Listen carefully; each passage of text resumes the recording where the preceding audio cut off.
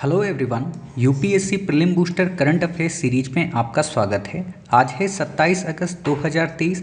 आज हम देखेंगे कौन कौन से article PIB, the Hindu newspaper के साथ साथ अदर करंट अफेयर्स की मैगजीन में इम्पॉर्टेंट रहे हैं। वैसे तो आज पीआईबी में ऑफ रहता है क्योंकि संडे होता है, और द हिंदू न्यूज़पेपर में भी कुछ खास आर्टिकल नहीं आए हैं, एक दो को छोड़कर। बाकी आर्टिकल जो हैं वो आपके प्रीवियस ईयर के ही या कहें प्रीवियस क्लासेस के ही रिवाइज हुए हैं। तो हम आज कोशिश ये करेंगे कि अपने इस 27 अगस्त 2023 के आर्टिकल में जो हमारा एक आर्टिकल, सबसे बड़ा आर्टिकल मिशन चंद्रयान 3 जो छूट रहा है, उसको काफ़ी डिटेल में यहाँ पे कवर कर लेंगे ताकि हमें आगे चलकर कोई दिक्कत ना आए। और वैसे भी आप में से कई सारे बच्चों की रिक्वायरमेंट्स थी कि सर चंद्रयान 3 को हमें काफ़ी अच्छे ढंग से पढ़ा दीजिए ताकि यूपीएससी प्रीलिम्स 2024 में आने वाला जैसा प्रश्न हो उसको हम सॉल्व कर सकें। तो आज के इस पूरे के पूरे वीडियो में हम मिशन चंद्रयान 3 के बारे में डिटेल में जानकारी लेंगे। आपसे बस 2 से 3 बातों के लिए रिक्वेस्ट है। पहली बात क्या है? पहली बात यह है कि आप इसे पूरा देखें, पूरा वीडियो। बीच में अगर आप छोड़ देते हैं या शुरू की आप 2 से 3 मिनट की क्लास देखने के बाद स्किप कर देते हैं तो आप बहुत कुछ मिस कर देंगे। मैं भी चाहता तो नॉर्मली जैसे हर एक व्यक्ति ने चंद्रयान 3 को पढ़ाया है कि भारत दुनिया का पहला देश बन गया है, दूसरा देश बन गया है, चौथा देश बन गया है, वैसे मैं भी पढ़ा के काम चला सकता था और मैंने प्रीवियस में बताया भी था, ठीक है। लेकिन मैं चाहता हूँ कि आपको ये एक पूरा कॉन्सेप्ट न केवल क्लियर हो सके बल्कि जो प्रश्न पूछे जाने वाले हैं उन प्रश्नों का एक माइंड मैप आपके माइंड में बन जाए, ठीक है। तो उम्मीद है आप इस पूरी क्लास को देखेंगे और धैर्यपूर्वक सुनते हुए अपने हर एक कॉन्सेप्ट, हर एक दिमाग में उठने वाले द्वंद्व को सॉल्व कर लेंगे, ठीक है। तो हम शुरू करते हैं अपनी इस क्लास को। तो देखिए, हम अपनी इस क्लास को जब शुरू करेंगे तो इस क्लास के अंतर्गत कई सारे हम फीचर इन्वॉल्व करने वाले हैं या इंसर्ट करने वाले हैं। पहला फीचर ये होगा कि हम इसमें एनिमेशन टेक्नोलॉजी का यूज करेंगे जिसके ज़रिए हम आपको चीज़ों को एक तरीके से विजुलाइज करके दिखाने की कोशिश करेंगे ताकि आप समझ सकें। दूसरी बात यह है कि हम एक पूरा बैकग्राउंड लेंगे चंद्रयान मिशन को लेकर। चंद्रयान मिशन का मतलब नहीं, चंद्रमा के मिशन को लेकर कि दुनिया ने चंद्रमा में किस तरीके से अपनी पहचान को बनाने का प्रयत्न किया है और फिर भारत ने किस तरीके से अपना इतिहास रचा है, ठीक। इन दो चीज़ों से फ़ायदा ये होगा कि आपको एक जब बैकग्राउंड मिल जाएगा तो हाल का ये जो चंद्रयान 3 मिशन है और जो आगे चल के चंद्रयान 4 आने वाला है और उसके बाद जो ह्यूमन मिशन है उनका पूरा का पूरा कॉन्सेप्ट क्लियर हो जाएगा, ठीक है। तो हम एक एक करके चीज़ों को समझते हैं और एक एक करके चीज़ों को आपको बताने का प्रयत्न करते हैं। तो जैसा कि आप जानते हैं, आप में से कई सारे बच्चे, कि हाल के दिन में यानी कि 23 अगस्त 2023 को भारत का चंद्रयान 3 मिशन चंद्रमा की साउथ पोल पे काफ़ी अच्छे ढंग से कहें सॉफ्ट लैंडिंग कर चुका है। जिस जगह पे इसने लैंड किया उसका हमने नाम रख दिया है, या कहें मोदी जी ने नाम रख दिया है, भारत सरकार ने नाम रख दिया है शिव शक्ति। ये बात अलग है कि इस नाम को अभी इंटरनेशनल एस्ट्रोनॉट यूनियन ने अप्रूवल नहीं दिया है क्योंकि ये भारत सरकार का नाम है, ना कि इंटरनेशनल एस्ट्रोनॉट यूनियन। ये क्या काम करती है? ये दुनिया में जो भी ग्रह खोजे जाते हैं, जो भी पिंड खोजे जाते हैं या जो भी क्रिएटर खोजे जाते हैं, उन हर एक चीज़ का नामकरण करती है, ठीक है। जैसे हमारे यहाँ जब किसी बच्चे का जन्म होता है तो रिश्तेदार नामकरण करते हैं, तो वैसे ही इसका काम है। इतनी बातें क्लियर हुई। जब भारत ने चंद्रयान 3 मिशन को लॉन्च किया और जब ये सफल हो गया तो भारत दुनिया का पहला देश बन गया जिसने साउथ पोल पर सॉफ्ट लैंडिंग कराई। इन शब्दों पर ध्यान देना, सॉफ्ट लैंडिंग कराई, ठीक। दुनिया का पहला देश। वैसे जो भारत है वो दुनिया का चौथा देश बन गया है जो मून मिशन पर गया, जो चंद्रमा पर पहुंचा है। दो बातें क्लियर हुई। अब यहाँ पे एक और पॉइंट, आप में से कई सारे बच्चे चंगाई 4 का नाम सुनते होंगे। चंगाई 4 वास्तव में चाइना का मिशन है और ये भी दुनिया का पहला मिशन है जिसने मून पर लैंड किया। अब यहाँ द्वंद्व ये हो जाता है कि चंगाई 4 मिशन कहाँ पर लैंड किया था। तो देखो, जो ये चंद्रमा होता है ना, इसकी कई फेस हैं, एक आगे की फेस, एक बैक फेस। हमने जो लैंड किया है वो नीचे साउथ पोल पे किया है, ठीक। बाकी जो यूएसए और यूएसएसआर हैं, सबसे पहले यूएसएसआर यानी कि रशिया, उसने लैंड किया था तो वो फेस पे किया था, ठीक। चाइना ने जो लैंड किया वो उसकी बैक साइड पे किया। इंडिया ने जो लैंड किया वो साउथ पे किया। तो क्लियर है, चाइना फर्स्ट कंट्री है बैक साइड पे लैंड करने वाला, इंडिया फर्स्ट कंट्री है साउथ पोल पे लैंड करने वाला, और यूएसएसआर फर्स्ट कंट्री है कहाँ पे, चंद्रमा पे लैंड करने वाला।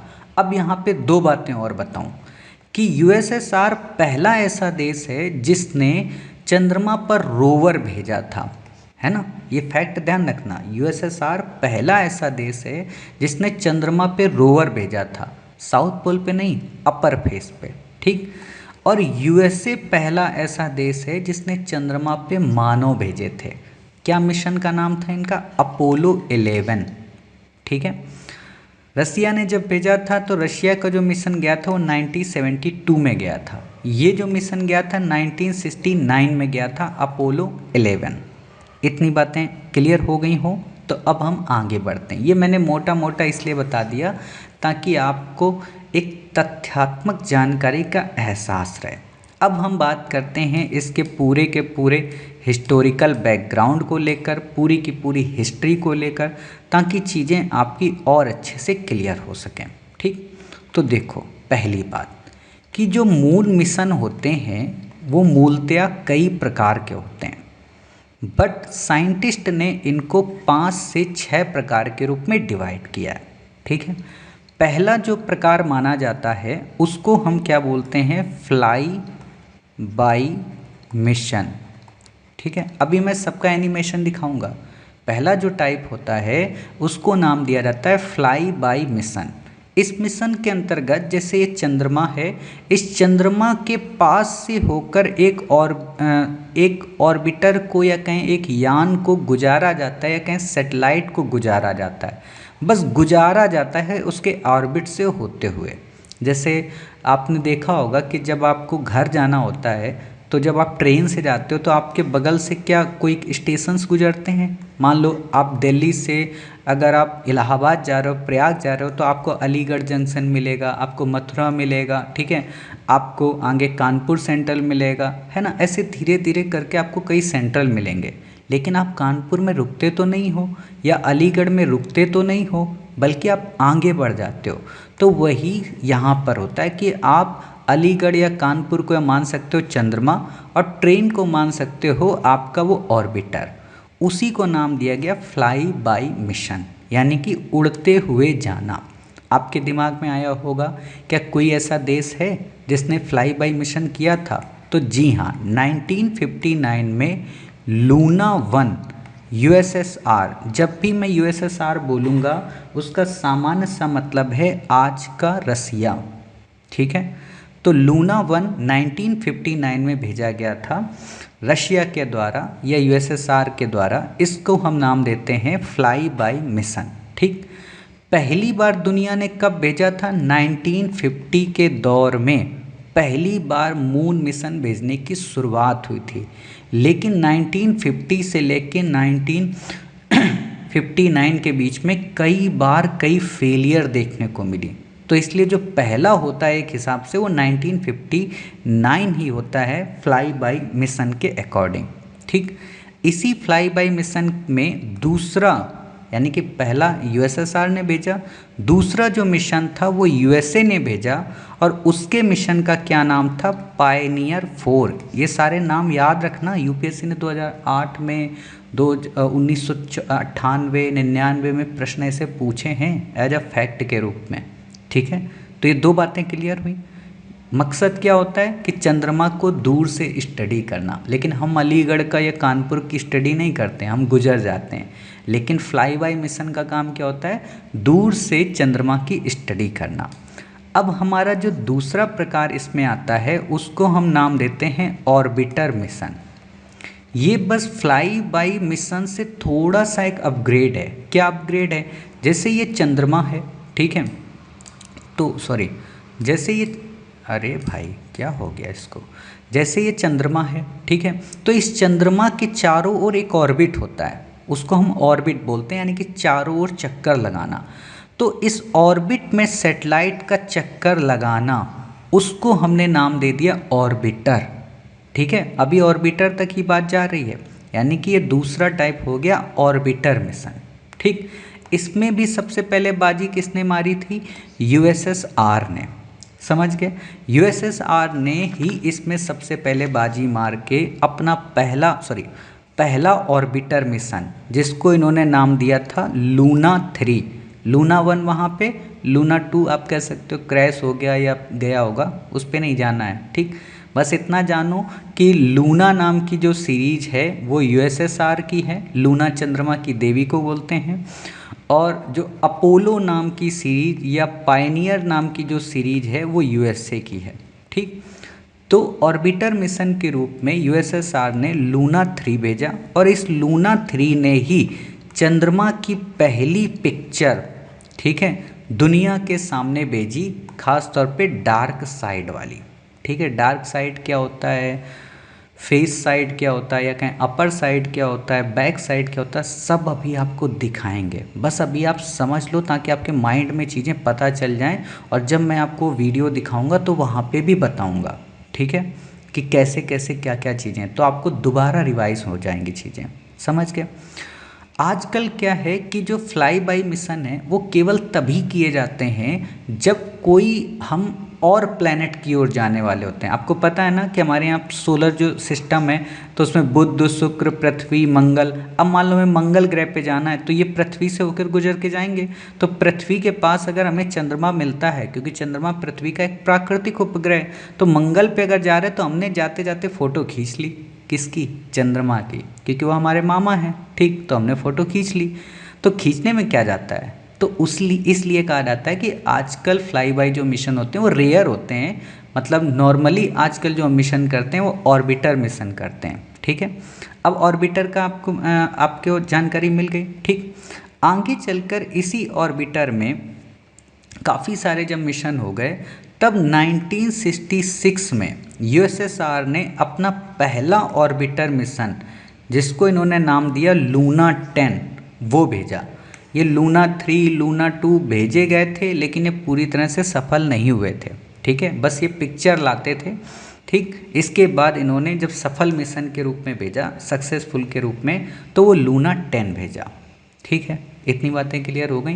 यानी कि आपका ऑर्बिटर मिशन हो गया, लूना मिशन हो गया, लूना कह रहा हूँ, ऑर्बिटर हो गया आपका, और फ्लाई बाय हो गया। अब बात करते हैं तीसरा मिशन। तीसरा मिशन काफ़ी इम्पोर्टेंट है भारत की दृष्टि से भी। इसको नाम दिया जाता है इम्पैक्ट मिशन। इम्पैक्ट का मतलब प्रभाव डालना। ठीक, ये वास्तव में क्या होता है, ये ऑर्बिटर मिशन का ही एक एक्सटेंडेड रूप होता है। एक्सटेंड रूप का मतलब, या कह सकते हो एक्स्ट्रा ऑर्डिनरी रूप होता है। एक्स्ट्रा ऑर्डिनरी रूप का मतलब क्या होता है कि जैसे ये चंद्रमा है और ये ऑर्बिटर इसमें चक्कर लगा रहा है। ठीक, तो होता क्या है कि ये जो ऑर्बिटर है, इस पे ऑर्बिटर यानी कि प्रोपल्सन नाम का एक और सिस्टम होता है, दो चीज़ें होती हैं। ठीक, तो वो यहाँ पे ऑर्बिटर में तो बना रहता है, लेकिन उससे एक टुकड़ा जिसको आप लैंडर मान सकते हो, लेकिन वो लैंडर होता नहीं है, लेकिन मैं कह सकता हूँ कि लैंडर आप मान सकते हो। ठीक, उससे एक टुकड़ा निकलता है और वो आके चंद्रमा की सतह से टकराना चाहता है। ठीक है, वो आकर चंद्रमा की सतह से टकराना चाहता है। अर्थात इस मिशन को मैं एक तरीके से क्रैश लैंडिंग, ठीक है, नाम से भी जानते हैं। क्लियर हुई इतनी बातें कि हम वहाँ पे जो ऑर्बिटर होता है जिसमें प्रोपल्सन भी लगा होता है, तो प्रोपल्सन अलग होके चक्कर लगाता रहता है और उससे एक हिस्सा टुकड़ा जिसमें इंस्ट्रूमेंट लगे होते हैं वो आकर चंद्रमा की सतह से टकराने की कोशिश करता है। आपके दिमाग में आएगा सर अजीब इंसान हो, इतनी मेहनत करने के बाद एक मिशन भेजा जाता है और उस मिशन को भेजने के बाद उसको क्रैश करा दिया जाता है, उससे फ़ायदा क्या मिलता है? तो सर जब चंद्रमा तक दूरी वो तय करता है, सतह से जब वो टच होने वाला होता है, तो उससे पहले तक का वो पूरा का पूरा डाटा, पूरी की पूरी इमेज हमको भेज चुका होता है, या कहें जिस देश ने भेजा होता है उसको भेज चुका होता है। और उतने ही एनालिसिस से हम पता लगा लेते हैं कि चंद्रमा में क्या है।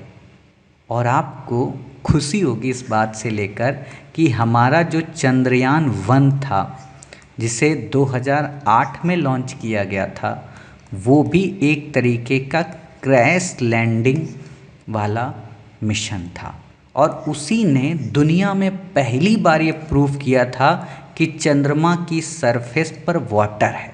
कैसे प्रूव किया था?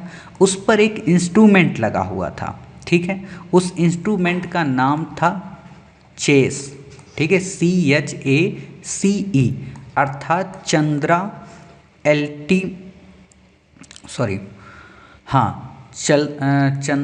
एल्टीट्यूडनल कंपोजिशन एक्सप्लोरर, ठीक है। नाम नहीं याद हो मत याद रखना, भूल जाना, छोड़ देना, कोई दिक्कत नहीं, लेकिन बस इतना पता हो कि हाँ चेस नाम का एक इंस्ट्रूमेंट था। ये इंस्ट्रूमेंट इसी ने पता करके बताया था कि चंद्रमा में जो मिट्टी है उसमें पानी के कण विद्यमान है, ठीक है। तो इतनी बातें क्लियर हो गई। अब जब भारत ने चंद्रयान-1 भेज दिया था, ठीक, तभी भारत दुनिया का 5वां देश बन चुका था उस समय कि चंद्रमा पे पहुंच गया है, यानी कि कोई देश पहुंच गया है, ठीक। तो चंद्रयान-1 पे ही हम दुनिया के 5वें देश के रूप में जाने लगे थे, ठीक। इतनी बातें यहाँ तक क्लियर हुई। पूरी देखो कहानी समझानी पड़ती है। आपके मन में आएगा सर उस समय भारत से आगे 4 देश कौन कौन से थे? तो पहला तो USSR ही था, दूसरा USA ही था, ठीक है, तीसरा हमारा जापान जा चुका था और चौथा हमारा EU क्या है? लगभग 15 उस समय देश हुआ करते थे 2008 के दौर में। आज की डेट में तो 27, 28, 29 हैं, ठीक है। ब्रेग्जिट के कारण थोड़ा सा इशू हुआ था बाद में, ठीक। तो इतनी बातें आपको क्लियर हो गई कि हमने 3 प्रकार के मिशन पढ़ लिए। इम्पैक्ट मिशन, ठीक। अब यहाँ पे एक बात बताऊँ, इम्पैक्ट इसको क्यों कहा गया? इम्पैक्ट इसलिए कहा गया कि जिस हमने इंस्ट्रूमेंट को या जिस हमने लैंडर उसको नहीं कहेंगे, हम नाम दे रहे उसको क्रैश लैंडर, जिस क्रैश लैंडर को क्रैश करने के लिए हमने धरती पे भेजा था, वो जब चंद्रमा पे भेजा था, तो चंद्रमा से जब वो टच हो रहा था तो उसके टच होने को ही हम कहते हैं मून इम्पैक्ट प्रोब, अर्थात हम तीसरे मिशन का एक और नाम कर सकते हैं कि इम्पैक्ट प्रोब मिशन, ठीक है। इससे ज़्यादा आपको यहाँ पे याद रखने की ज़रूरत नहीं है। अब जो मैंने अभी आपको बताया कि ये चेस क्या था, तो इसका काम था उस समय कि जो चंद्रमा में मिट्टी का, धूल का जो भी द्रव्यमान है या कहें मास स्पेक्ट्रोमीटर है, वो ये बताता था कि जो पानी है वो कैसा है, कितनी मात्रा में हो सकता है, कहाँ कहाँ पे हो सकता है, ठीक है। तो उसका काम बस यही होता था कि वो वहाँ से हमें उस चीज़ के बारे में रीडिंग करके, उसको ऑब्ज़र्व करके, उसका डाटा इंडिया सेंटर जो इसरो सेंटर है वहाँ पे भेजे, ठीक है। बाकी आपको यहाँ नहीं याद रखना है। अब यहाँ पर बस एक चीज़ आप याद कर सकते हो कि जो ऑर्बिटर भेजा गया था, इसी के साथ में जो लगा हुआ था, जो चक्कर ही काट रहा था, उस ऑर्बिटर में एक इंस्ट्रूमेंट लगाया गया था। वो भी इम्पॉर्टेंट है। वो इंस्ट्रूमेंट हमारा नहीं था, नासा का था। और एक बात और बता दूं, अभी जो चंद्रयान हमारा 3 है, इसमें भी एक इंस्ट्रूमेंट का यूज किया गया है, ठीक है। मैं अभी आगे बताऊंगा LBS क्या होता है, उसमें भी नासा का इंस्ट्रूमेंट यूज किया गया, ठीक। तो जो इस पे इंस्ट्रूमेंट यूज हुआ था उसका नाम था M3, ये नाम भी याद कर लेना। M3 का मतलब है मून मिनरली ठीक है। मैपर, नाम से ही समझ में आ जा रहा है कि मून मिनरली, मैपर का मतलब क्या होगा, खनन, या कहें वहाँ की मिट्टी में जो मिनरल्स हैं उनको मापना। बस इससे ज़्यादा आपको यहाँ पे कुछ भी याद नहीं करना। और इसी ने खास बात है, इसी M3 ने कंफर्म कर दिया था, क्योंकि यही तो मापेगा। समझ गया। अब आपके दिमाग में से कुछ बच्चों को आ रहा होगा कि सर चेस क्या करता था। चेस का काम था कि जो मिट्टी उड़ी उसको नापना, ठीक है। और इस मून का काम था उस मिट्टी में क्या क्या है। M3 का काम था कि उस मिट्टी के अंदर क्या क्या है, ठीक है, वो चीज़ों को अलग अलग करना कि किस में सल्फर है, किस में कार्बन है, किस में ऑक्सीजन के कण है, किस में आप कह सकते हो कि और धातुएं जैसे टाइटेनियम है, बहुत सारी धातुएं, उनके बारे में पता लगाना, कंपोजिशन के बारे में पता लगाना। ये साइंस का वर्ड है तो साइंस के हिसाब से ही इसको समझना पड़ेगा, ठीक है। तो इतनी बातें आप समझ गए। पहला फ्लाई बाई, दूसरा, तीसरा, 3 मिशन तक हमने पढ़ लिया। पहला हमारा कौन सा था, फ्लाई बाई मिशन था, दूसरा ऑर्बिटर था, तीसरा इम्पैक्ट प्रोब मिशन था, ठीक। अब जो हमारा चौथा मिशन है उसको हम नाम देते हैं लैंडर मिशन, ठीक है, उसको हम नाम देते हैं लैंडर मिशन। इस लैंडर मिशन की बस इतनी खास बात है कि ये इस ऑर्बिट से चंद्रमा के अंदर जाएगा और एक स्थान पे जाके अपने आप को रोक देगा। समझ गए। उसके अलावा कुछ नहीं करेगा। तो उसी लैंडर में जो इंस्ट्रूमेंट लगे होंगे, केवल बस वही इंस्ट्रूमेंट उतनी ही जगह की इमेजेस ले पाएंगे, आसपास की चीज़ों को खोद पाएंगे, उससे जो मिनरल्स की जानकारी होगी वो बता पाएंगे, ठीक। इससे एक्स्ट्रा ऑर्डिनरी जो मिशन होगा उसको हम नाम देते हैं रोवर मिशन। अर्थात लैंडर तो जाएगा लेकिन लैंडर के अंदर एक रोवर भी जाएगा, ठीक है। और उसी रोवर मिशन में पहले गया था USSR का और फिर USA का, अब इंडिया का। इंडिया की खास बात यह है कि रोवर जो मिशन है साउथ पोल पे जाने वाला पहला रोवर मिशन है, ठीक है। डार्क सेकेंड फेज पे, कहने का मतलब चंद्रमा की दूसरी सतह पे जाने वाला विश्व का पहला रोवर मिशन कौन है, चंगाई 4, चाइना का। इतनी बातें क्लियर हो गई। और वैसे किसका मिशन है, USSR का अपर फेस में भेजने वाला रोवर मिशन। समझ गए। और पहला, इसके बाद पांचवें के बाद छठा नंबर आता है ह्यूमन मिशन, जिसमें मानव को भेजा जाता है। और आपको पता है कि दुनिया का पहला देश है USA, उसने मानव को भेजा, और एक बार नहीं भेजा, कई बार उसने मानव को भेजा।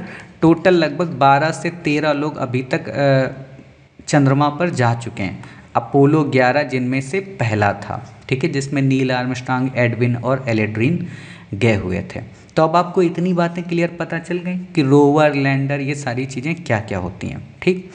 अब यहाँ एक बात और बता दें, इंटरेस्टिंग बात। जो लोग दुनिया पे हंसते हैं ना, आज भी जो लोग भारत की तुलना दुनिया के अन्य देशों से करते हैं, तो मैं आपको एक चीज़ बताना चाहता हूँ कि भारत दुनिया का पहला ऐसा देश है जो केवल एक ही बार फेल हुआ है चंद्रमा के मिशन में, और वो भी फेल नहीं हुआ था पूरी तरह, आंशिक रूप से फेल हुआ था, ठीक है। लेकिन ये दोनों देश, चाहे USSR हो या USA हो, अपने फर्स्ट अटेम्प्ट में जाने के लिए 15 से 20 बार फेल हुए थे, ठीक है। तो इनको ज़्यादा इनसे बहस करने की ज़रूरत नहीं होती है, और आप भी इनसे ज़्यादा बहस मत करिएगा, ठीक। तो इतनी बातें क्लियर हो गई, सारी चीज़ें आपको पता चल गई। जो लैंडर मिशन था पहला जो भेजा गया था, उसका नाम था लूना 9, ठीक है। किसका होगा, USSR का होगा, और इसी ने वो पिक्चर्स, वो इमेज भेजी थी। अभी मैं आपको वो सारी चीज़ें एक तरीके से दिखा दूंगा, ठीक। चलिए अब बात करते हैं, ये हमारा हो गया। इसके बाद बात हमने आपको रोवर मिशन भी बता दिया, ठीक है, मानव मिशन भी बता दिया, सारी चीज़ें। रोवर मिशन आप लिख सकते हो कि 1970 में, मैंने 1972 से शुरू में बता दिया था, तो वो टाइमलाइन मत याद रखो, ठीक है। 1970 में रोवर मिशन भेजा गया। अब आपके दिमाग में आया होगा सर 1969 में पहला मानव मिशन भेजा गया था, रोवर उसके बाद क्यों? तो क्योंकि रोवर क्या है ना, उसको टेक्नोलॉजी चाहिए, एडवांस टेक्नोलॉजी, यहाँ से हम उसको ऑपरेट करते हैं, ठीक है, वो रोवर भेजा गया था। लेकिन एक बात आपको बताऊं, जो इंडिया ने रोवर भेजा है अपना, ये ऑटोमेटिक आर्टिफिशियल इंटेलिजेंस पे आधारित है। अर्थात जैसे ड्राइवरलेस कार होती है ना, एज इट इज ये वही है, अभी मैं जब वीडियो बना रहा था तो इससे 4 से 5 घंटे पहले इसरो ने एक वीडियो जारी करके बताया कि हमारा जो रोवर है प्रज्ञान, वो जब जा रहा था तो रास्ते में एक बहुत बड़ा क्रेटर मिला, गड्ढा लगभग 6 मीटर का। तो उसने ऑटोमेटिक अपना रास्ता ऐसे बदल के फिर आगे निकल गया। अर्थात वो बड़ा समझदार है, नाम ही है प्रज्ञान, तो समझदार तो होगा ही होगा। तो ये बातें क्लियर हो गई। चलिए, मानव मिशन के बारे में आपको पता चल गया कि मैंने अपोलो 11 का जिक्र किया और अपोलो 17 भी, ठीक। 12 लोग अभी तक चांद पर गए हुए हैं। इतनी बातें समझ गए। चंद्रयान 2 जो हमारा था वो क्या था, रोवर मिशन था, ठीक। और जो चंद्रयान 4 है, मुझे ये नहीं समझ में आ रहा उसको क्या नाम देंगे। क्यों? क्योंकि चंद्रयान 4 में क्या है कि रोवर जाएगा और रोवर वापस भी आएगा। हो सकता है इसका नया नाम दे दिया जाए रिवर्स रोवर मिशन, ठीक है। तो ये, और बाकी आगे चल के अभी 2025 के समथिंग आर्टेमिस मिशन भेजा जा रहा है फिर से नासा के द्वारा, ये ह्यूमन मिशन होगा, ठीक है। और एक और अपडेट आपको दे दूं, 2026 में जैसे अभी इंडिया ने भेजा है वैसे ही साउथ पोल पे चाइना अपना मिशन भेजने वाला है, शायद चंगाई 7। और इसकी खास बात क्या होगी कि इसमें रोवर तो होगा, लैंडर भी होगा और एक इसमें फ्लाई ड्रोन भी होगा, ठीक है, जो उड़ उड़ के जाएगा, देखेगा, है ना। तो ये थोड़ा सा चाइना वही होता है ना, भारत को चिढ़ाने के लिए वो कुछ ना कुछ एडवांस करता रहता है, समझ गए। तो इतनी बातें आपको क्लियर हो गई। चलिए, अब हम बात करते हैं अपने चंद्रयान 3 की। तो चंद्रयान 3 की अब मैं बात करूं तो मैं चाहता हूं आपका भी थोड़ा मन ऊब गया होगा, कुछ पिक्चर्स, कुछ एनिमेशन आपको दिखा देते हैं ताकि आपको चीज़ें और क्लियर हों, और फिर हम चंद्रयान 3 के टॉपिक पे आते हैं और उसको डिटेल में कवर कराने की कोशिश करते हैं, ठीक। तो पहले तो आप ये पिक्चर देखो, ये पिक्चर है चंदा मामा की, ठीक। इस चंदा मामा को जब हम जूम करेंगे तो हमें कुछ ऐसा चंद्रमा दिखेगा, ठीक। अब ये चंद्रमा का ये जो है, ये बीच का मतलब क्षेत्र है, ठीक है, अपर फेस है। इस अपर फेस में ही कई बार इंडिया ने अपने दुनिया के कई देशों ने अपने अपने मिशन भेजे। सॉरी गलती हो गई, क्या गलती हो गई। ये जो है, ये है चंद्रमा की अपर फेस, ठीक है, ये है चंद्रमा की अपर फेस। यहाँ एक बात मैं क्लियर कर देना चाहता हूँ, जो हमारी पृथ्वी है और हम जो हैं, हम जब भी पृथ्वी से चंद्रमा को देखते हैं तो हमें केवल उसका अपर फेस ही दिखता है, उसका बैक फेस नहीं दिखता। साउथ पोल और नॉर्थ पोल की तो बात ही छोड़ो, ठीक है। अभी ये जो दिख रहा है ये दिखता है, इसके पीछे का जो ये क्षेत्र है वो हमको नहीं दिखता। इतनी बातें क्लियर हो गई।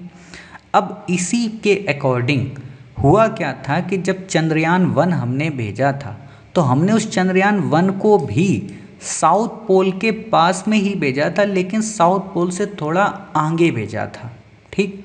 और तभी उसने जाकर ये बताया था कि साउथ पोल में पानी हो सकता है। अर्थात एक तरीके से कह सकते हो कि जैसे गंगा नदी का उद्गम गंगोत्री से होता है और हम इलाहाबाद में अपना रॉकेट भेजेंगे तो हमें पता चल जाएगा ना कि गंगा का उद्गम कहाँ से हुआ होगा। तो बस यही चीज़ समझ लो, ठीक। तो अब मैं आपको साउथ पोल की कुछ लोकेशन दिखाता हूँ, साउथ पोल से थोड़ा ऊपर, और बड़ा प्राउड होगा। अगर प्राउड हो तो भारत माता की जय एक बार मन में बोल देना या कमेंट बॉक्स पे लिख देना। आप ये देखो, हमारा मून इम्पैक्ट प्रोब मिशन 2008 में जब भेजा गया था तो देखो आज भी अपना झंडा गाड़े हुए बुलंदी के साथ भारत माता की आन बान शान को लहरा रहा है। और यही देखो वो कुछ पल होते हैं जब हमें प्राउड फील होता है अपने वैज्ञानिकों पे, अपने देश के राजनेताओं पे जिनकी दूरदर्शिता थी।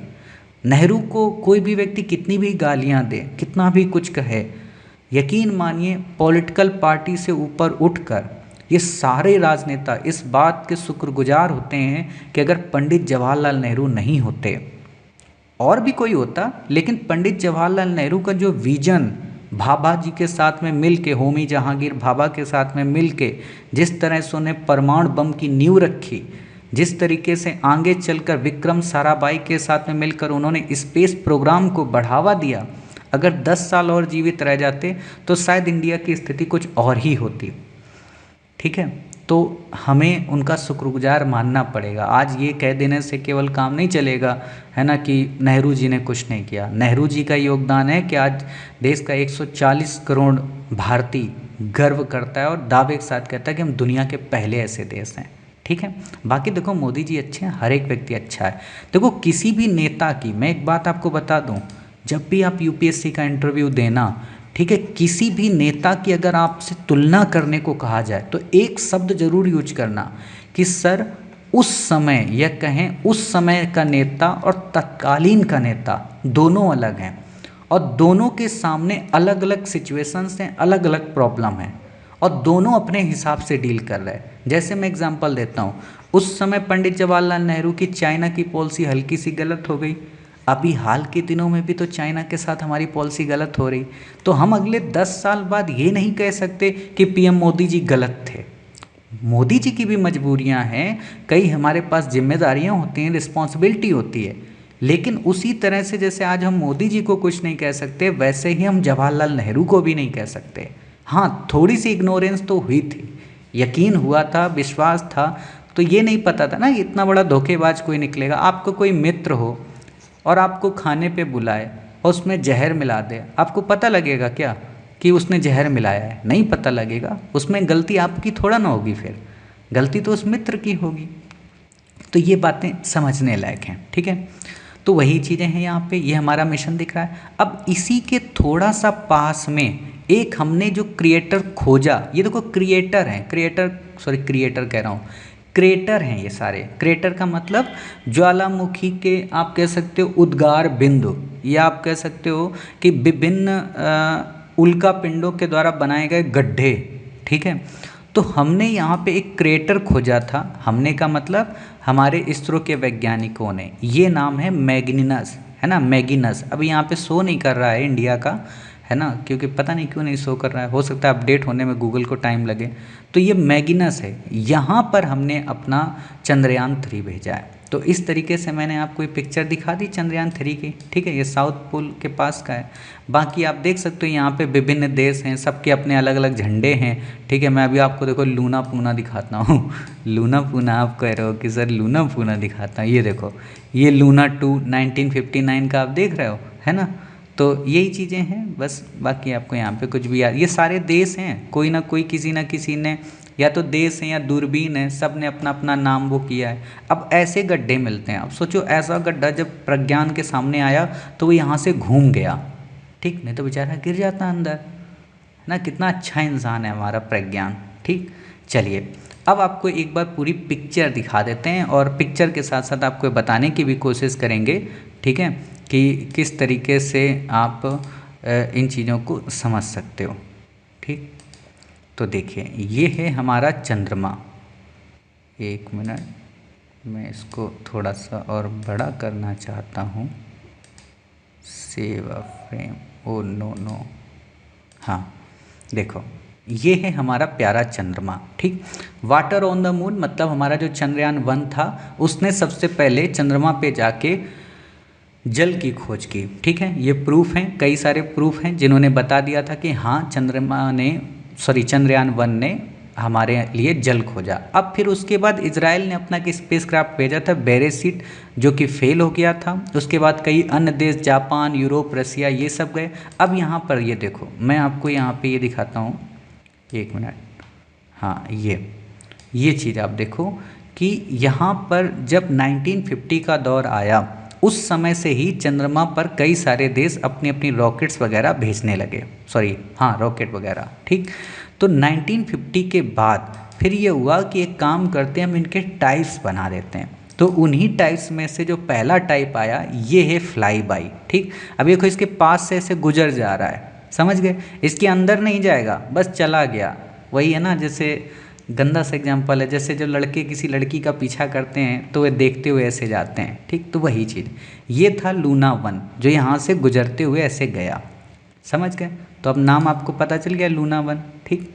ये था पायनियर 4 जो कि किसका था, अरे भाई इतनी जल्दी जल्दी चलोगे, है ना। मैं आपको एक मिनट दिखाता हूँ, हाँ ये मैं दिखाना चाह रहा, ये है पायनियर 4, ठीक है। आपको बस देखना है, ऐसा तो क्वेश्चन आएगा नहीं कि इस पिक्चर को देखकर बताइए यूपीएससी में, ठीक। ये पायनियर 4, ये लूना 3 गया था, ठीक। इसने ये चंद्रमा की पिक्चर ली थी, समझ गया। ऑर्बिटर मिशन इसको हम बोलते हैं। इसने dark side of the moon की, जो डार्क साइड था मून, उसकी पिक्चर ली थी, क्लियर।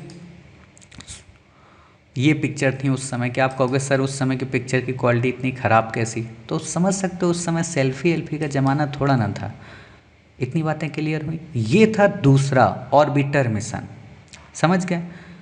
ऑर्बिटर मिशन में क्या होता है, ऑर्बिट के अंदर ये चक्कर लगाएगा पूरा और देखेगा इसको, चंद्रमा को, ठीक है। ये देख रहे हो, इस तरीके से सैटेलाइट पूरे के पूरे इसमें चक्कर लगा के इसको देखेगा। लूना 10 ने यह काम किया था 1966 में। फिर ये गया इम्पैक्ट मिशन। अब देखना यहाँ से इससे चीज़ एक अलग होगी, ये देखो अलग हुआ। अब ये जाके यहाँ पे क्रैश करेगा। इसी का नाम क्या था बताइए? चेस, ठीक है। इसी का नाम हमने क्या रखा था? चेस। और इसी के अंदर एक और हमने इंस्ट्रूमेंट लगाया था, जो हमने किसका लिया हुआ था बताइए? नासा का हमने इंस्ट्रूमेंट लिया हुआ था M3, ठीक है। तो इतनी बातें क्लियर हुई। चलिए अब देखो, जब ये देखो ऐसे अलग होता है, ठीक है। अब ऐसे ही ऑर्बिट में चक्कर लगाता है मून इम्पैक्ट प्रोब का। अब यहाँ पे मैं एक चीज़ जो दिखाना चाहता हूँ उसको ध्यान से देखना है। ये जो था है ना, Chandra altitudinal composition explorer CHACE, ठीक, इसने पता लगाया कि वहाँ पे 4 सेकेंड के अंदर कि कहाँ कहाँ पे क्या क्या हमें चीज़ें देखने को मिली। और एक बात और जो मैं बताना भूल गया, कि जो सेकेल्टन क्रिएटर था, ठीक है, उसका नाम हमने रख दिया था जवाहर पॉइंट। चंद्रयान 1 का जो स्केल्टन पॉइंटर था उसका नाम हमने रखा था जवाहर पॉइंट। जैसे अभी हमने नाम रखा ना शिव शक्ति। वैसे आपका मन होगा कि सर शिव शक्ति रखना चाहिए था कि नहीं रखना चाहिए था? मेरे हिसाब से इसका जो नाम रखना चाहिए था वो APJ अब्दुल कलाम पे रखना चाहिए था मेरे हिसाब से, है ना। और या फिर किसी हमारे साइंटिस्ट पे जिसने इस फील्ड में काम किया है उसके नाम पे रखना चाहिए था, मेरा जो मानना है ना। या हमारे किसी लीडर का नाम जो बहुत बड़ा, चाहे वो संत रहा हो या कोई भी व्यक्ति रहा हो, है ना, उसके नाम पे रखना चाहिए, जिससे भारत की यूनिटी का एक मैसेज जाता है। ऐसे क्या होता है ना कि कुछ लोग फिर धर्म की आड़ में राजनीति करने लगेंगे फिर, है ना। खैर अच्छा है, कोई भी चीज़ देखो बुरी नहीं होती, लेकिन फिर भी मेरा इंडिया के हिसाब से जो इंडिया का आइडिया कहता है, सबका साथ सबका विकास जो कहता है, ठीक है, वो भी नाम अच्छा है। तो सेकेल्टन पॉइंट ये देखो ऐसे ही पिक्चर्स को ड्रा करता है चंद्रयान 1 ने, समझ गया। जवाहर पॉइंट। अब इस पे ही M3 लगा था मून मिनरोलॉजी मैपर। ये इसने काम क्या किया? लूनर का जो सरफेस था उसको मापा और बताया कि उसमें क्या क्या चीज़ें मिक्स हैं और क्या क्या चीज़ें मिक्स नहीं हैं, ठीक।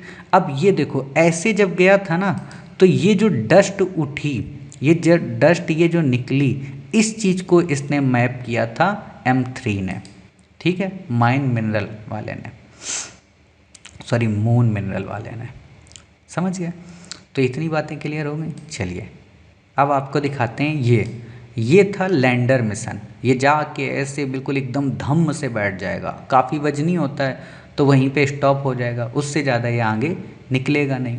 क्लियर। तो इसको लैंडर नाम दिया गया। लूना 9 ये यहाँ पे लैंड हुआ था, इस तरीके से उसने वहाँ की ये पिक्चर ली थी, ठीक। ये कुछ भी याद रखने की ज़रूरत नहीं है, बस मैं दिमाग में एक इमेज बन जाए, एक पिक्चर बन जाए, वो समझाने के लिए मैंने किया, ठीक। ये एक तरीके का रोवर मिशन, जिसमें सिर्फ रोवर भेजा जाता था इसके साथ में, ठीक है। ऐसे रोवर दौड़ लगाता था, अपना वाला ऐसा नहीं है, ये वास्तव में मंगल ग्रह वाला रोवर है, ठीक है। ये फिर गया ह्यूमन मिशन, ठीक है, अपोलो 11 के लोग। तो ये नील आर्मस्ट्रांग है, देखो झंडा लगा रहे हैं 1969 में, ठीक, अमेरिका का। अपोलो 17 भी गया था। तो बस ये चीज़ें यहाँ बेसिक देख सकते हो। ये 12 लोग थे जो अभी तक चंद्रमा पे जा चुके हैं। ये नील आर्मस्ट्रांग है, ठीक। ये है अपना विक्रम, ठीक है, इसमें लैंडर भी है रोवर भी है। ये हमारा रोवर निकलेगा और ख़ास बात है इसके पहिए पे अब की बार हमने कुछ चिन्ह लगाए हैं, खासतौर पर अशोक की लाट का यूज किया है, इसरो का चिन्ह किया है, और वो कभी नहीं मिटेंगे। क्यों नहीं मिटेंगे? क्योंकि यहाँ पर किसी भी प्रकार का वायुमंडल नहीं है, ठीक है, तो धूल हवा ये सब उड़ती नहीं है, तो बिल्कुल जीरो तो हमेशा जीवन भर बने रहेंगे। और कोई आदमी तो वहाँ जा नहीं रहा उसको मिटाने, इतना तो टाइम नहीं किसी के पास। तो आजीवन मतलब जब तक कोई मानव जाके वहाँ पे मिटा न दे तब तक, वही है ना, ये गीत नहीं चलता है, जब तक सूरज चांद रहेगा नेताजी का नाम रहेगा। तो वही बात है, जब तक सूरज चांद रहेगा इसरो का चंद्रयान 3 का नाम रहेगा, ठीक है। तो ये बातें आप यहाँ पे देख सकते हो, ठीक। तो इतनी बातें क्लियर हो गई। अब ये होता है ऑर्बिटर, ठीक। ये ऑर्बिटर क्या करता है, पिक्चर्स को ऑर्बिट करता है। इन चीज़ों के बारे में अब हम आगे देखते हैं, पहले पढ़ लेते हैं, है ना, समझ लेते हैं, और उसके बाद में फिर इन चीज़ों को हम आगे करने की कोशिश करते हैं। अब हम बात कर लेते हैं इसके आगे की अपनी स्टोरी की, यानी कि आगे की स्टोरी का मतलब चंद्रयान 3 की स्टोरी की अब हम बात करते हैं। ठीक, तो देखो चंद्रयान 3 को जब भी हमें पढ़ना चाहिए, समझ गए, चंद्रयान 3 को जब भी हम पढ़ें तो उससे काफ़ी कुछ सीख सकते हैं। पहला जो प्रश्न आपसे बन सकता है वो बेसिक पे बनेगा। ठीक, दूसरा जो आपसे प्रश्न बन सकता है वो कंपैरिजन करने पे, तुलना पे बनेगा। अब यहाँ तुलना देखो तीनों से हो सकती है, ध्यान रखना, चंद्रयान 1 से हो सकती है, चंद्रयान 2 से भी हो सकती है और चंद्रयान 3 से भी हो सकती है। तो मैंने जैसे चंद्रयान 1 को बता दिया क्रैश लैंडिंग, ठीक है, ये क्या थी, सॉफ्ट लैंडिंग। ठीक, इसमें क्या था, लैंडर था केवल, ठीक है, लैंडर भी नहीं था, वो बस क्रैश करके लैंड कर गया। ठीक, इसमें लैंडर भी है, रोवर भी है। चंद्रयान 2 से कितना एडवांस है वो अभी आपको पता चल जाएगा। ठीक, तो ऐसे आप सारे कॉन्सेप्ट को मन ही मन में सोच सोच के तुलनात्मक चीज़ों के बारे में सोच लेना। जैसे इसमें चेस था, M3 था, ये इंस्ट्रूमेंट थे। ठीक, तो इसमें भी कोई इंस्ट्रूमेंट होंगे, तो वो कौन कौन से इंस्ट्रूमेंट हैं अब हम उनकी भी बात करेंगे। ठीक है, तो ये बेसिक समझना है, कंपैरिजन समझना है, और लास्ट बात क्या है कि इसमें जो इंस्ट्रूमेंट हैं उनको समझना है, और बिल्कुल जो लास्ट बात है कि इसके आगे इसरो का क्या फ्यूचर है। ठीक, तो हम पहले बेसिक समझ लेते हैं। बेसिक मैंने आपको बता ही दिया कि इंडिया पहला ऐसा देश बन गया है जो साउथ पोल पर गया, चौथा ऐसा देश बन गया है जो चंद्रमा पर लैंड किया। ठीक, क्या इंडिया पहला ऐसा देश कभी बन सकता है कि मानव मिशन को भेज दे, तो नहीं, क्योंकि मानव मिशन पे ऑलरेडी नासा का अपोलो 11 जा चुका है। हाँ, साउथ पोल पर अगर मानव को भेज देते हैं तो हम फर्स्ट हो जाएंगे फिर से। ठीक है, तो इतनी बातें क्लियर हुई। चलिए अब बात करते हैं तुलना, यानी कि हमारा ये वाला मिशन पास क्यों हो गया, पहले वाला फेल क्यों हुआ था। तो देखो एक चीज़ मुझे बड़ी अच्छी लगी इस पूरे मिशन में, मतलब जिसको मैंने सीखा, और मैं पूरी कोशिश कर रहा हूँ कि आगे चल के आपको उसी चीज़ के अकॉर्डिंग पढ़ाऊँ। ठीक है, वो क्या है, इस बार जो हमारा चंद्रयान 3 था उसने सक्सेस बेस्ड अप्रोच की तुलना में फेलियर बेस्ड अप्रोच अपनाई। और मैं आप लोगों से कहूँगा कि आप लोग भी अपनी यूपीएससी की तैयारी में इसी नियम को फॉलो करें, अर्थात सफल कैसे होना है इस चक्कर में मत पढ़ो, फेल कैसे नहीं हुआ जा सकता इस चक्कर में पढ़ो। अर्थात वो कौन कौन से कांड हैं, वो कौन कौन सी किताबें हैं, वो कौन कौन से नोट्स हैं, कौन कौन से कोचिंग इंस्टीट्यूट हैं जो आपको फेल करा सकते हैं, तो उनसे आपको बचना है, अपना एक बैकअप रखना है। ठीक है, और मैं पूरा विश्वास दिलाता हूँ कि जब आप श्री IAS एकेडमी से जुड़े रहेंगे, तैयारी करेंगे, अगले 9 महीने में आप खुद कहेंगे, 9 महीने तो मैंने बहुत बड़ी बात कह दी, इस दिसंबर के एंड तक आपके मन में अगर ये कॉन्फिडेंस ना आ जाए कि ले आओ, कोई भी पेपर ले आओ, कैसा भी पेपर ले आओ, GS का ले आओ, CSAT का ले आओ, कोई भी ले आओ, फैक्ट के साथ साथ आपको कॉन्सेप्ट भी पूरे याद होंगे। अब वही है कि मैं यहाँ से पढ़ा दूंगा, अब जैसे मैंने चंद्रयान पढ़ा दिया है ना, अब आपको याद ही नहीं करना है, नोट्स ही इसके नहीं पढ़ने, PDF ही इसकी नहीं पढ़नी, तो फिर आपकी दिक्कत है। और वैसे भी इसके नोट्स और PDF आपको टेलीग्राम चैनल पर मिल जाते हैं, लिंक हमारे इसी डिस्क्रिप्शन बॉक्स में है। फिर भी अगर आपको लिंक ना मिले तो आप टेक्स्ट मैसेज कर सकते हैं, या हमारी वेबसाइट www.sriisacademy.com पे विजिट कर सकते हैं। ठीक है, तो इस अप्रोच के साथ इसने काम किया, तो इसने पुरानी हर एक बात से सीखा। क्या क्या सीखा, क्या क्या चेंज किए, पहले तो ये देखो, मज़ा आएगा, सुनने में ही मज़ा आएगा, मतलब मुझे पढ़ाने में जब मज़ा आ रहा है तो आपको सुनने में कितना मज़ा आएगा। पहला इसने चेंज किया कि जो लैंडिंग साइट का एरिया था, ठीक है, या कहें जो वो एरिया था उसको काफ़ी बड़ा कर दिया। कितना बड़ा, 40 गुना। पहले जो लैंडिंग था वो 500 बाई 500 मीटर का था, यानी कि 500 लंबा 500 चौड़ा। अब इन्होंने क्या कर दिया, 4 किलोमीटर गुणा 2.4 किलोमीटर, 4 किलोमीटर लंबा, 2.4 किलोमीटर चौड़ा, समझ गए, यानी कि 40 गुना बड़ा। अर्थात आप अगर यूपीएससी में पहले फेल हुए हो तो इस बार क्या करना, सोर्स को बड़ा कर लेना, रिवीजन को ज़्यादा करना, मल्टी टाइम्स पढ़ाई करना। ठीक है, तो आप फेल नहीं हो गए। दूसरा जो इन्होंने काम किया वो फ्यूल काफ़ी ज़्यादा दिया, किसको, लैंडर को, ताकि अगर उस दिन या उस समय पर उस साइट में हम लोकेट ना कर पाएँ तो बेटा कुछ दिन तक और उड़ते रहना और 1 महीने बाद फिर आप लैंड करना। ठीक है। तीसरा काम हमने क्या किया, ऑर्बिटर ही नहीं भेजा। क्यों? क्योंकि हमारा ऑर्बिटर पहले से चंद्रयान 2 वाला काम कर रहा था, तो जब ऑर्बिटर भेजा नहीं तो हम किसको फिर भेजते, फ्यूल बढ़ा दिए। तभी देखो फ्यूल बढ़ा है। जब आप साइंस टेक पढ़ेंगे ना तो साइंस टेक में जो रॉकेट भेजे जाते हैं उन रॉकेट में किस तरह से पेलोड या वजन कम और ज़्यादा किया जाता है वो चीज़ें मैं बताऊंगा, ठीक है, साइंस टेक में।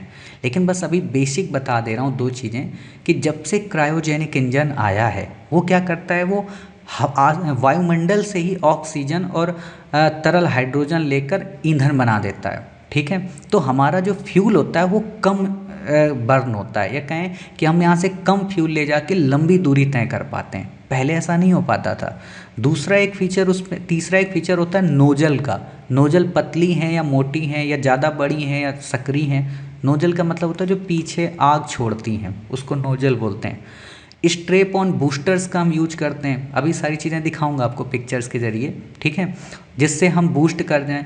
तो ये सारी चीज़ें डिपेंड करती हैं। तो अब वही है कि जब हमें ऑर्बिटर लेके जाना ही नहीं था तो उतने वजन का हमने फ्यूल और भर लिया, टैंक और बड़ा कर लिया। ठीक।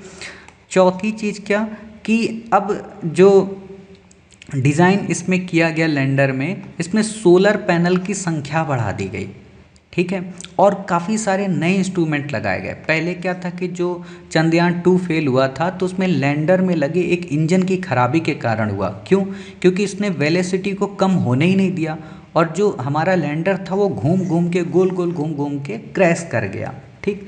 लेकिन इसमें हमने क्या किया कि हमने वेलोसिटी को कंट्रोल करने वाला, यानी कि वेग को कंट्रोल करने वाला, स्पीड को कंट्रोल करने वाले मीटर लगाए, हाई सेंसर लगाए, है ना, बहुत सारी चीज़ें हमने बदल दी। वो मैंने पीडीएफ में डाला है, आप एक एक पढ़ लियो, कोई दिक्कत नहीं आएगी, अभी दिखा भी दूंगा आपको। ठीक। पैर हमने बहुत मजबूत कर दिए लैंडर के, ताकि बेचारा टूटे ना।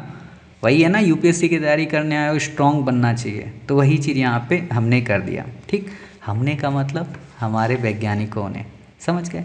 अब एक क्वेश्चन आपके मन में आ रहा होगा कि सर साउथ पोल पर ही लैंडिंग क्यों हुई? क्योंकि साउथ पोल पर ही जल की प्राप्ति की उम्मीद है। क्यों उम्मीद है? क्योंकि साउथ पोल पर सूर्य की रोशनी ज़्यादा नहीं आती है, अंधेरा ही रहता है वहाँ। तो जहाँ पर सूर्य की रोशनी ज़्यादा नहीं आएगी तो पानी गर्म नहीं होगा, गर्म नहीं होगा तो पिघलेगा नहीं, ठीक है, या वाष्प नहीं बनेगा, तो वहाँ पर हमें ये पता चल जाएगा वहाँ पानी होगा। ठीक। वरना हमें फिर बीच में अगर आते तो वहाँ पे हमको वेट करना पड़ता। ठीक है, तो वो वेट करने की यहाँ पे आपको ज़रूरत नहीं पड़ेगी किसी भी तरह से। ठीक। अब तीसरी बात यहाँ पे कि हमने 23 अगस्त को ही क्यों लैंड किया? 23 अगस्त को इसलिए लैंड किया हमने क्योंकि चंद्रमा पर जो दिन होता है, ठीक है, वहाँ का जो एक दिन होता है वो पृथ्वी के 29 दिन और रात के बराबर होता है। ठीक। तो हमने ये सोचा कि जब 23 अगस्त को हम लैंड करेंगे तो उस दिन चंद्रमा में सूर्य उदय हो रहा होगा, और ये जो सूर्य होगा वो अगले 14 दिन तक उदय रहेगा। क्यों? क्योंकि एक लूनर डे 29 दिन और रात पृथ्वी के बराबर होता है ना, तो 29 का हाफ कर दो, 14 दिन 14 रातें, तो 14 दिन के लिए जब सूर्य वहाँ पे उगेगा तो उतने 14 दिन में हमारा रोवर सारे एक्सपेरिमेंट करके अपने आप को मोक्ष की प्राप्ति की ओर ले जाएगा। क्या उसके बाद फिर काम करेगा? ये कहा नहीं जा सकता, है ना। अगर हमारा रोवर बहुत मजबूत होगा तो हो सकता है बर्फ़ के बाद सारे अपना वो हटा के अपने आप को बेस्ट बना ले, लेकिन मुश्किल है क्योंकि वहाँ का तापमान 232 डिग्री माइनस सेल्सियस हो जाता है, जो कि बहुत बर्फीला होता है जब वहाँ रातें होती हैं। और एक और बात कि हमारे इस मिशन में रात वाले इंस्ट्रूमेंट नहीं लगाए गए, ठीक है, तो हमें दिन में ही काम करना है। इतनी बातें क्लियर हो गई कि दिन में करना है, रात में क्यों नहीं करना है। एक क्वेश्चन और आपके मन में आया होगा, आपने न्यूज़ वगैरह में देखा होगा कि जो रसिया का लूना 25 है वो क्रैश हो गया था, लेकिन वो बहुत जल्दी गया और बहुत जल्दी पहुंचने वाला था, लेकिन हमारे वाले में 40 दिन क्यों लगे? तो देखो कमाल है यहाँ पे फ्यूल का, ठीक है, हम कम से कम पैसे में भेजना चाह रहे थे, ठीक है। और ये जल्दबाजी में, इनसे हम क्या सीख ले सकते हैं कि जल्दबाजी में किया गया काम बेकार होता है। वो बच्चे जो यूपीएससी की तैयारी करने आते बोलते 2 साल में यूपीएससी का history optional GS mains prelim सब क्रैक करके फर्स्ट टाइम में, फर्स्ट अटैम्प्ट में, फर्स्ट बार में निकल जाएंगे।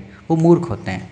इसीलिए कहते हैं पूरी प्लानिंग के साथ जाओ, चंद्रयान 3 बन कर जाओ, ठीक है। तो वही चीज़ आप सीख सकते हैं यहाँ पे कि जो रसिया का मिशन गया था उसमें फ्यूल ज़्यादा था, कॉस्ट ज़्यादा थी, रॉकेट हैवी था।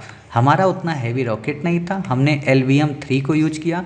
इसी का नाम है GSLV Mk 3, ठीक है, या कहें बाहुबली, लेकिन अब नाम बदल दिया गया है, LVM-3 कर दिया गया। इतनी बातें क्लियर हो गई। चलिए, अब इतनी बातें जब क्लियर हो गई तो अब बात आती है उन इंस्ट्रूमेंट्स की जो उसमें लगे हुए हैं, और फिर इसके बाद बेसिक देख लेंगे और आपकी पूरी की पूरी स्टोरी कवर हो जाएगी। तो देखो, जो ये हमारा पूरा का पूरा सिस्टम है ना, जो हमारे के पूरे पेलोड्स हैं, वो बड़े स्तर पे 3 हैं, ठीक है। इनको हम 3 पार्ट में बांट सकते हैं। एक तो है प्रोपल्सन, ठीक है, प्रोपल्सन दिखाया था ना जो अलग हो जाता है। मैं एक बार आपको फिर से दिखा देता हूँ, ठीक है, ताकि आपको चीज़ें याद रहें। कहाँ गया? देखो, मैं आपको प्रोपल्सन दिखाता हूँ। यहाँ पे आप देखिएगा प्रोपल्सन को।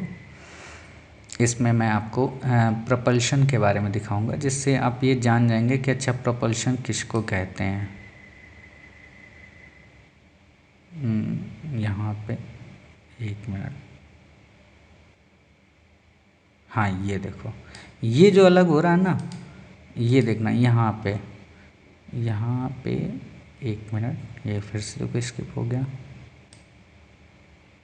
ये देखो, ये जो होता है ना, ये रोवर हो गया आपका, ठीक है, प्रज्ञान, और ये आपका लैंडर है। ये देखो, ये जो है ना, इसको बोलते हैं प्रपल्सन। ये नीचे वाला हिस्सा, ये लैंडर, रोवर और मॉड्यूल, ठीक है, इसका नाम है प्रपल्सन। देखना भी, ये प्रपल्सन मॉड्यूल है, ठीक है। तो ये मॉड्यूल 3 यहाँ पे मोटे तौर पर 2 कहते हैं, लेकिन वैसे मैं इसको 3 मानता हूँ। ये पेलोड हटा दो, इसको मॉड्यूल वर्ड कर दो, ठीक है। मॉड्यूल यहाँ पे 3 है, एक है प्रोपल्सन, एक है लैंडर, और दूसरा है लैंडर के अंदर रोवर। लैंडर का नाम है विक्रम, जो कि विक्रम साराभाई से इंस्पायर है, ठीक है। रोवर का नाम है प्रज्ञान, यही नाम चंद्रयान 2 में भी था, ठीक। प्रपल्सन जो है, ठीक है, जो हमारा प्रपल्सन है, इसका काम क्या है?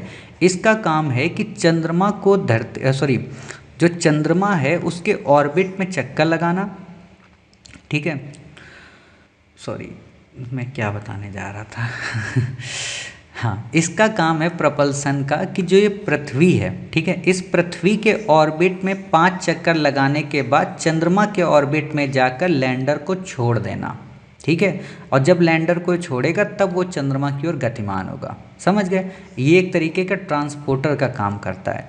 दूसरा इसका जो काम होगा वो काम है कि 6 महीने तक, 3 से 6 महीने तक इस चंद्रमा के चारों ओर चक्कर लगाते रहना। और चक्कर लगाने के साथ साथ इसमें इंस्ट्रूमेंट लगे हुए हैं। वो इंस्ट्रूमेंट क्या करेंगे कि कई सारे जो एक्सो प्लैनेट्स हैं चंद्रमा के आसपास, एक्सो प्लैनेट्स का मतलब वो प्लैनेट जिनका अपना खुद का एक सौर मंडल होता है, ठीक है, सोलर सिस्टम है।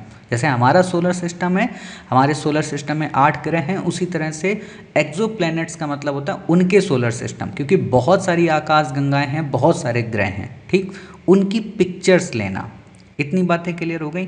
खास बात जो इसको एक अलग बनाती है वो ये कि इस प्रोपल्सन के अंदर, ठीक है, हमने इंस्ट्रूमेंट लगाया हुआ है, ठीक। कौन सा इंस्ट्रूमेंट है? उसका नाम है सेप। जैसे वहाँ चेस था, इसमें सेप है। इस सेप का मतलब है स्पेक्ट्रोपोलरिमेट्री ऑफ हैबिटेबल प्लैनेट अर्थ, अर्थात ये उन छोटे छोटे एक्सो प्लैनेट की खोज करेगा जो स्पेस में हैं। समझ गए? तो इसमें कितने इंस्ट्रूमेंट लगे हैं? एक इंस्ट्रूमेंट लगा है। दूसरा जो हमारा लैंडर है उसमें हमने कितने इंस्ट्रूमेंट लगाए हैं? उसमें हमने 4 इंस्ट्रूमेंट लगाए हैं। और जो हमारा रोवर है उसमें हमने 2 लगाए। अगर आपसे क्वेश्चन यूपीएससी पूछते टोटल कितने इंस्ट्रूमेंट लगाए गए, तो टोटल 7 इंस्ट्रूमेंट लगे हैं। समझ गए।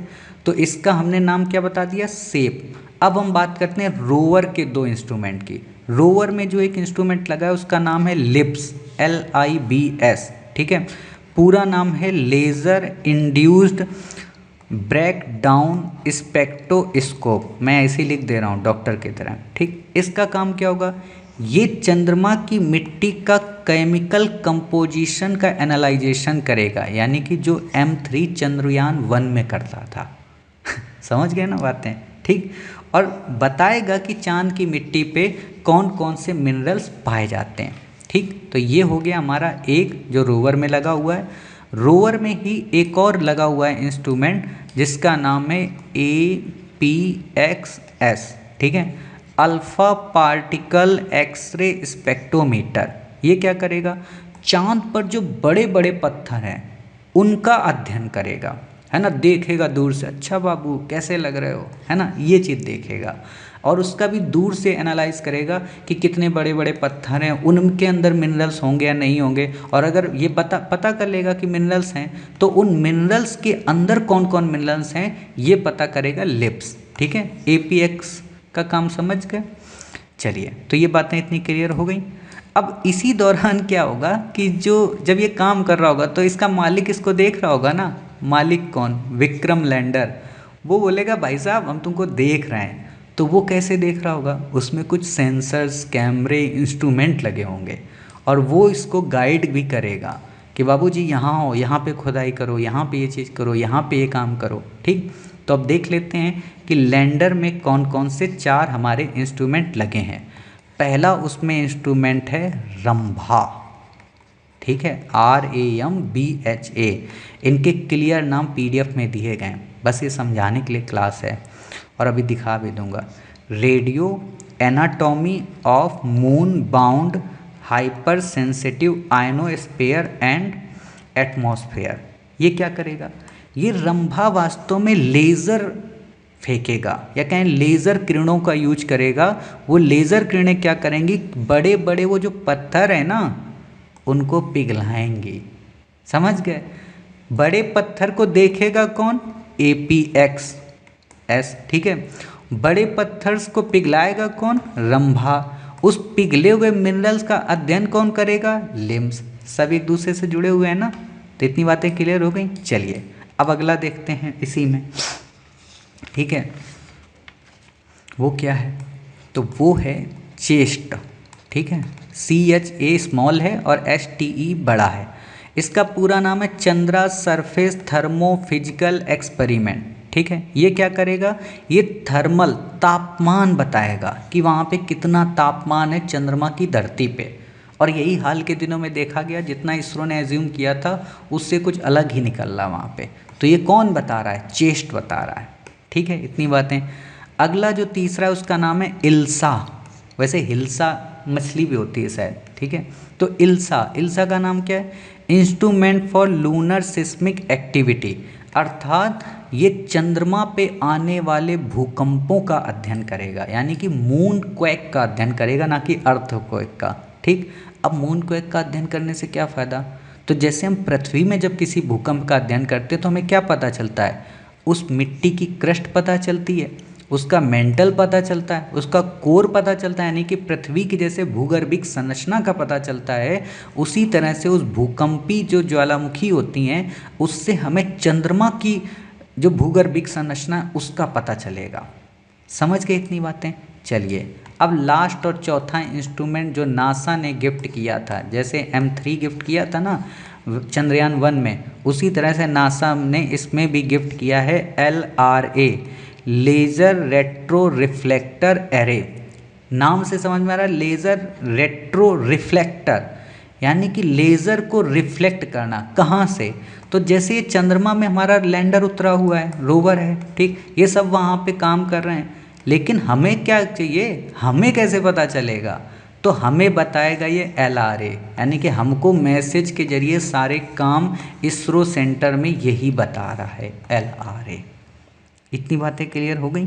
अब एक बात बताओ, जब ये लेज़र के जरिए हमको बताएगा कि काम कैसे कर रहा है और कितने सेकंड में हमारे पास इसकी सूचना आएगी, तो हम इससे एग्जैक्ट दूरी का भी तो पता कर सकते हैं कि हमारा लैंडर कितनी दूरी पर है। और एक और इंटरेस्टिंग बात, ये LRA इंस्ट्रूमेंट केवल चंद्रयान 3 में नहीं है, इससे पहले जो 5 और भी अलग अलग मिशन भेजे गए अलग अलग क्षेत्र में, किसके द्वारा, नासा के द्वारा, उसमें भी इस इंस्ट्रूमेंट का यूज किया गया था। तो अब उस पांचों को मान लो मिला दो और एक ये छठा, इससे हम चंद्रमा की परिधि का अध्ययन करेंगे। समझ गए? जो 5 पॉइंट थे, जैसे लूना 17 था, अपोलो का 15 था, लूना 21 था, अपोलो 14 था, अपोलो 11 था, इन सब ने भी उस मीटर को वहाँ पे छोड़ आए हैं। तो वो मीटर ये हमको बताता है कि दूरियाँ कितनी हैं। समझ गए इतनी बातें? तो इस तरीके से हमने आपको इसके सारे इंस्ट्रूमेंट या सारी ये बेसिक चीज़ें आपको बता दी। इससे ज़्यादा आपसे क्वेश्चन नहीं पूछेगा और ना ही आपको याद रखने की ज़रूरत है। ठीक है, बस यही था पूरा चंद्रयान मिशन। इस तरीके से हमने आपको कवर करा दिया। अब लास्ट आप 2 मिनट का आप इस वीडियो को और देख लें। ठीक है, ऐसे प्रोपल्सन मॉड्यूल अलग होता है। ठीक है, ये हमारा लैंडर है, ये देखो प्रोपल्सन मॉड्यूल यहाँ से अब अलग होगा। ठीक है, ये हमारा लैंडर अलग है। ठीक, अब ये लैंडर ऑर्बिट में चक्कर लगा रहा है। ठीक है, अब ये लैंड करेगा चंद्रमा पे। ठीक है, लैंड हो चुका है, ये पहले की न्यूज़ है इसलिए मैं इसको वो नहीं कर रहा हूँ। ठीक है, अब देखो ये ऑर्बिट है, अब इस ऑर्बिट पे ये प्रोपल्सन मॉड्यूल चक्कर लगाता ही रहेगा। ठीक, इस पे क्या लगा है, सेप। वो सेप क्या करेगा, बाहर के जितने एक्सोप्लैनेट हैं उनका अध्ययन करके बताएगा। समझ गए इतनी बातें? ये देखो स्पेक्ट्रोपोलोमेट्री ऑफ हैबिटेबल प्लैनेट सेप। ठीक है, तो ये आप देख सकते हो, एक्यूमुलेट सिग्नेचर ऑफ एक्सप्लोरेशन, यहाँ पे लगे हैं 2 लिम्स और APX। ठीक है, तो जो अध्ययन करेंगे केमिकल कंपोजिशन का और अध्ययन करेंगे लूनर की रॉक्स का। ठीक है, अब ये देखो रोवर पूछेगा, हे प्रज्ञान कैसे काम कर रहे हो, तो इस तरीके से वहाँ पे आपको कुछ पिक्चर्स के जरिए सारी स्टोरी उम्मीद है क्लियर हो गई होगी। ये रंभा लगा है यहाँ पे। ठीक है, radio anatomy of moon bound hyper sensitive ionosphere and atmosphere. ठीक है, रंभा का काम क्या है, ये चीज़ें यहाँ पे दिखाई दे रही हैं। ठीक है, मैंने आपको वैसे भी ऑलरेडी बता दिया सारी चीज़ें। तो कुछ इस तरीके से यहाँ पे बेसिक फीचर, ये चेस्ट होगा। ठीक है, चंद्रा सरफेस थर्मोन्यूक्लियर, ये इस तरीके से यहाँ पे ये तापमान नाप रहा है। ठीक है, जो इल्सा है, ठीक, सेस्मिक एक्टिविटी, जो भूकंपी एक्टिविटी है उनको मापने का ये काम करेगा। तो इस तरीके से आपने देखा, यहाँ पे हमने बेसिक ये सारी चीज़ें, रेट्रो रिफ्लेक्टर क्या काम करेगा, लाइट सिग्नल भेजेगा। कहने का मतलब इसमें जितनी भी चीज़ें मैंने आपको सब बता दी। ठीक है, इवन जो हमने PDF में है, ये देखो वो पॉइंट हैं। ठीक है, तो इन पॉइंट से सारी चीज़ें हमें पता चल जाएगी इतनी दूर दूर में। ठीक, ये हमारा LVM-3 रॉकेट है। तो इस तरीके से हम सफल भी हो गए। समझ गए? बस इससे ज़्यादा हमको यहाँ पर कुछ भी याद नहीं रखना है। अब आपको मैं PDF एक बार दिखा देता हूँ, आप यहाँ पिक्चर देख लो, चीज़ों को समझ लो और बस फिर आपकी छुट्टी। आपका ये बहुत बड़ा वाला टॉपिक डिटेल में कवर हो गया। ये LVM-3 रॉकेट है, इसी को मैक 3 बोलते हैं। ठीक है, तो ये इतनी बातें क्लियर हुई। चंद्रयान मून मिशन, ये पिक्चर मैंने PDF में डाली हुई है। ठीक, ये पेलोड है कि कितना इसका वजन है, ये कुछ नहीं पूछेगा। देखो ये आगे ये सब कुछ रखा होता है, ये नीचे वाला क्या है, प्रोपल्सन मॉड्यूल, ऊपर ये लैंडर और इसी के अंदर रोवर। समझ गए? अभी मैं इनको और डेप्थ में आपको पिक्चर दिखाऊंगा, दिखाई देता हूँ। इतना आप रुक गए हो तो 15-20 मिनट और रुक जाओगे। ये देखो, जैसे रॉकेट होता है ना, कोई भी रॉकेट होता है, तो उसमें ये जो छोटे छोटे लगे हैं इनको बोलते हैं स्ट्रैप ऑन बूस्टर। ये नोजल है ना।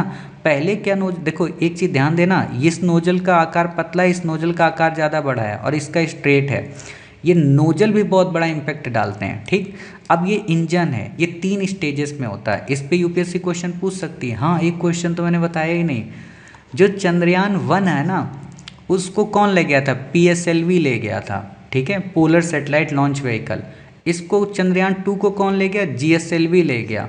ठीक है, और चंद्रयान 3 को कौन ले गया, यही GSLV, लेकिन इसका नाम कर दिया गया LVM।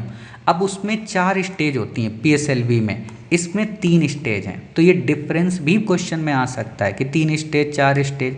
ठीक, तो ये चीज़ें पता हो। स्टेज कैसे लिखी जाती है, एक ये स्टेज, दूसरी ये स्टेज, ये क्रायोजेनिक स्टेज है। ठीक है, ये एक स्टेज, तो ये 3 स्टेज होंगे। सॉरी मैंने क्या क्या बना दिया, एक ये स्टेज हो गई, एक ये स्टेज हो गई, 2। ठीक है, और ये एक तीसरी स्टेज। ठीक है। S-200 सॉलिड रॉकेट बूस्टर्स होते हैं।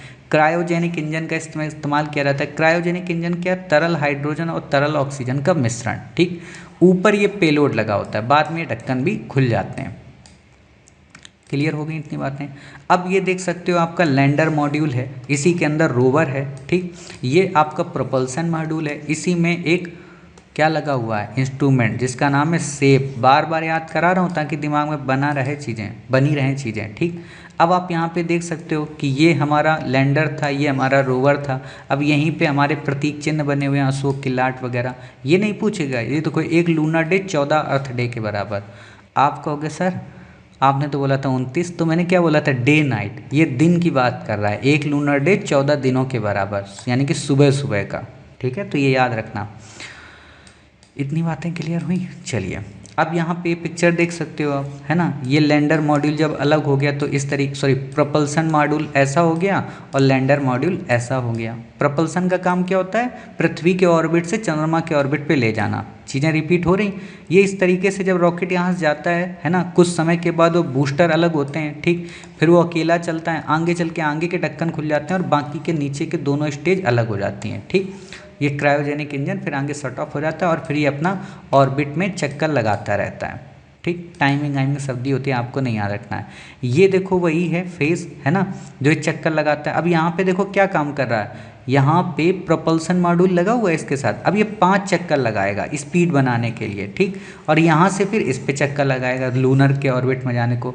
और जो ही 100 किलोमीटर की दूरी आएगी बचेगी चंद्रमा का लास्ट ऑर्बिट, तो उसमें प्रोपल्सन अलग हो जाएगा। ये को अलग कर दे रहा है इसको, ठीक। अब देखो चीज़ें लिंक हो रही होंगी, उम्मीद है मुझे। बाकी आपकी मर्जी, नहीं समझ पाए तो भाई इससे सरल मुझे नहीं लगता कोई आपको समझा पाएगा, है ना। चलिए अब वही बेसिक बातें जो मैंने पढ़ाई हैं आपको, ठीक है। ये स्केलेटन क्रेटर है, यहीं पे भेजा गया था। अब आप इसको पढ़ लेना भाई साहब, कहीं कोई दिक्कत नहीं आएगी। अगर आ जाए तो नाम मत बदलना, नाम यही रहने देना। ये देखो सेब के बारे में, ठीक है, मैंने यहाँ पे डाल दिया। आप इसको अब इसको पढ़ोगे ना मज़ा आएगा आपको, ठीक है। वैसे भी ये बहुत सरल था, लेकिन मैंने फिर भी इसलिए बता दिया ताकि आपको कोई दिक्कत ना आए, ठीक है।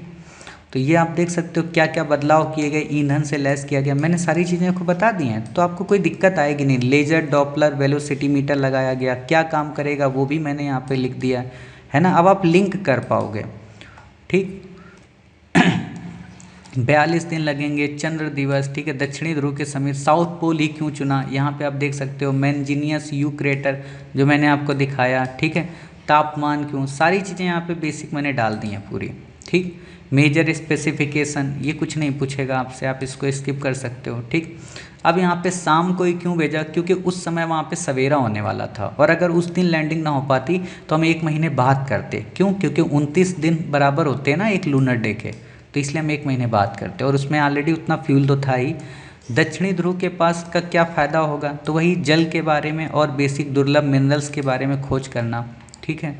बाकी इसमें और कुछ नहीं याद रखना है, यही बात कि सक्सेस बेस्ड अप्रोच की जगह फेलियर बेस्ड अप्रोच पे काम किया गया। इस लाइन को आप लोग लिख लेना, और यही मैंने कमेंट बॉक्स में पूछा है कि ऐसी कौन सी लाइन है जो पीडीएफ में मैंने दी थी जो बहुत ही बेस्ट है, जिससे आप सबको सीखना चाहिए और जिसके आधार पे श्री IAS एकेडमी का ओरिजिन हुआ है, और उसी आधार पे श्री IAS एकेडमी आपके यूपीएससी के एग्ज़ाम को क्लियर कराने की ओर डटी हुई है, ठीक है। बाकी ये सब कुछ भी नहीं है, आप इनको स्किप कर दो। लेकिन पढ़ना जरूर, देखो सब कुछ पढ़ना है ना, क्योंकि याद रहेगा नहीं आपको। और ये PDF आप निकलवा लेना, काम आएगा, इससे क्वेश्चन 100% आएगा।